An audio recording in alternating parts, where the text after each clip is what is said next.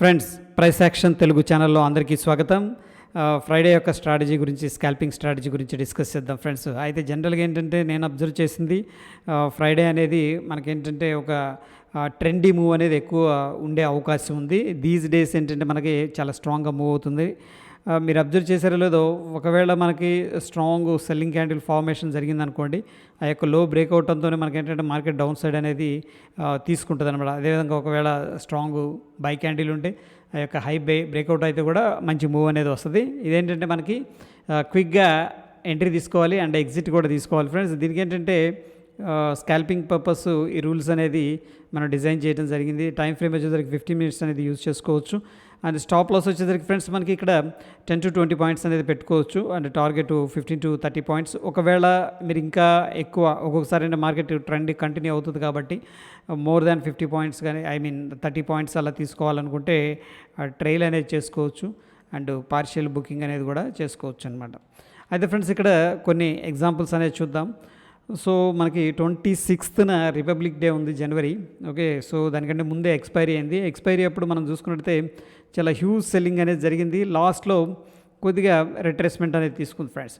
చూడండి, అబ్జర్వ్ చేయండి, కొద్దిగా లిటిల్ గ్యాప్ డౌన్ అనేది జరిగింది. ఈ కేసులో ఫ్రెండ్స్ నో వర్రీ అనమాట. ఎందుకంటే small gap down and moreover ఏంటంటే ఈ యొక్క లో పాయింట్కి పైనే ఉంది కాబట్టి, పైనుంచి కిందకు వస్తుంది కాబట్టి మనం ఇమీడియట్గా ఏంటంటే ఎప్పుడైతే ఈ లెవెల్ బ్రేక్అవుట్ అయిందో మనం ఇమీడియట్గా ఎంట్రీ అనేది తీసుకోవచ్చు friends. Please remember one thing ఏంటంటే, ఓకే, స్టాప్ లాస్ అనేది కంపల్సరీగా మనం మెయింటైన్ చేసుకోవాలి. 10 to 20 పాయింట్స్ అనేది నిఫ్టీలో. ఓకే, అక్కడి నుంచి కూడా ఏంటంటే మనకి ఇమీడియట్గా ఎప్పుడైతే మనకి బ్రేక్అవుట్ జరిగిందో ఇక్కడ ఎంట్రీ తీసుకోవచ్చు. అండ్ స్ట్రాంగ్గా చాలా ఫోర్స్గా డౌన్ సైడ్ రావడం అనేది జరిగింది. ఇది మనకి ఒక ఎగ్జాంపుల్. దాని తర్వాత ఫ్రెండ్స్, మనం నెక్స్ట్ ఎక్స్పైరీ అనేది చూసుకున్నట్టయితే థర్డ్ని చూడండి, ట్రికీ డే ఇది.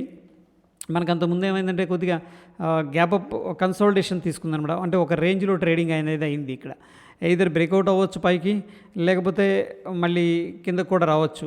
బట్ ఎనీహౌ ఏంటంటే ఇక్కడ టెక్నికల్గా నేను ఏం అబ్జర్వ్ చేశానంటే, గ్యాప్ అప్ అయింది ఈ పాయింట్ దగ్గర. గ్యాప్ అప్ అయిన తర్వాత గ్యాప్ అనేది ఫిల్ చేసింది ఫ్రెండ్స్. ఎప్పుడైతే గ్యాప్ ఫిల్ చేసిందో సపోర్ట్ అనేది తీసుకుంది, డబుల్ బాటమ్ అనేది క్రియేట్ చేసింది. బట్ ఏ పాయింట్ దగ్గర మనం ఎంట్రీ తీసుకుంటే బాగుంటుంది అనేది విషయానికి వస్తే ఫ్రెండ్స్, మళ్ళీ ఎప్పుడైతే ఈ యొక్క హైని బ్రేక్అవుట్ చేస్తుందో, ఎందుకంటే ఫ్రెండ్స్ ఇక్కడ లాట్స్ ఆఫ్ వైలేషన్ అయింది. ఈ పాయింట్ అనేది హై అనమాట. ప్రీవియస్ ఏదైతే డైలీ టైం ఫ్రేమ్లో హై ఉందో ఇది హై పాయింట్. ఈ హై పాయింట్ దగ్గర చాలా సేపు స్పెండ్ చేసింది మార్కెట్ అనేది. ఎప్పుడైతే మనకి ఓపెనింగ్ లెవెల్ అనేది బ్రేక్అవుట్ జరుగుతుందో 15 మినిట్స్ క్యాండిల్లో మనం ఏంటంటే ఈ యొక్క 15 మినిట్స్ క్యాండిల్లో ఎంట్రీ అనేది తీసుకోవచ్చు. ఇక్కడ మన స్టాప్ లాస్ అనేది మెయింటైన్ చేసుకోవచ్చు ఫ్రెండ్స్. అక్కడి నుంచి కూడా మళ్ళీ వెరీ గుడ్ మూవ్ అనేది రావడం జరిగింది. డెఫినెట్గా ఏంటంటే మనకి 10 to 20 పాయింట్స్ కానీ 15 to 40 పాయింట్స్ కానీ మూవ్ అనేది క్యాప్చర్ చేయగలుగుతాం. ఈ విధంగా ఏంటంటే ఫ్రెండ్స్ మనకి స్మాల్ స్కాల్ప్ అనేది తీసుకోవాలి. బట్ అగైన్ ఏంటంటే రిస్కీగా ఉంటుంది, ఎస్పెషల్లీ మార్నింగ్ ఎగ్జిక్యూట్ చేసేటప్పుడు. ఎందుకంటే ఈ కేసులో మనం డైరెక్ట్ వెళ్ళి ఎంట్రీ తీసుకోలేం. జనరల్ గ్యాప్ అప్ అయినప్పుడు ఏం జరుగుతుందంటే, ఎవరైనా పొజిషన్స్ బిల్డప్ చేసుకున్నారనుకోండి, ఫర్ ఎగ్జాంపుల్ వాళ్ళు ఏం చేస్తారంటే ప్రాఫిట్ బుకింగ్ అనేది చేసుకోవడానికి ఇష్టపడతారనమాట. ఎందుకంటే కొంత ప్రాఫిట్ వస్తుంది కాబట్టి. అందుకని గ్యాప్ అప్ అయినప్పుడు కానీ, లేకపోతే స్ట్రాంగ్ గ్యాప్ డౌన్ జరిగినప్పుడు కానీ ఏంటంటే ఈ స్ట్రాటజీ అనేది మనం యూస్ చేయొద్దు.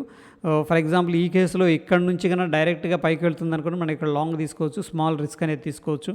అండ్ అగైన్ ఏంటంటే మనం 15 to 30 పాయింట్స్ అనేది ట్రేడ్ అనేది స్టాప్ లాస్ అనేది పెట్టుకోవచ్చు ఫ్రెండ్స్. మనం ఇక్కడ 15 మినిట్స్ టైం ఫ్రేమ్లో అండర్స్టాండ్ చేసుకోగలిగితే ప్రైస్ యాక్షన్ నుంచి ఇది చూడండి, this is the perfect signal అనమాట. ఎందుకంటే ఈ యొక్క 2 పాయింట్స్ని మనం కనెక్ట్ చేస్తూ డ్రా చేసుకుంటే మనకి ఇక్కడ ఒక బుల్లిష్ సిగ్నల్ అనేది జనరేట్ చేయడం జరిగింది. అండ్ మోరోవర్ ఏంటంటే మనకు ఒక కన్సోల్డేషన్ అనమాట. ఇదంతా కూడా ఏంటంటే ఒక కన్సోల్డేషన్ నుంచి బయటికి వెళ్ళింది. బట్ గ్యాప్ అప్ అయింది, అన్ఫార్చునేట్గా మళ్ళీ రీట్రేస్ అయింది. ఏదైతే ట్రెండ్ లైన్ ఉందో ఆ ట్రెండ్ లైన్ సపోర్ట్ తీసుకొని మళ్ళీ పైకి వెళ్ళడం అనేది జరిగింది. అంటే ప్రీవియస్గా ఉన్న ట్రెండ్ అంటే ఇదంతా కూడా ఏంటంటే మనకి అక్యుములేషన్ అనమాట. అంటే బుల్లిష్ ఇది స్ట్రాంగ్గా వచ్చారు కానీ కిందకేం వెళ్ళలేదు. ఇక్కడే వాళ్ళు ఏంటంటే ఈ యొక్క లెవెల్ ఏదైతే ఉందో, ఏది ప్రీవియస్ ఈ యొక్క హై రెసిస్టెన్స్ పాయింట్, ఆ రెసిస్టెన్స్ పాయింట్ దగ్గరే వాళ్ళు కన్సోల్డేషన్ తీసుకున్నారు.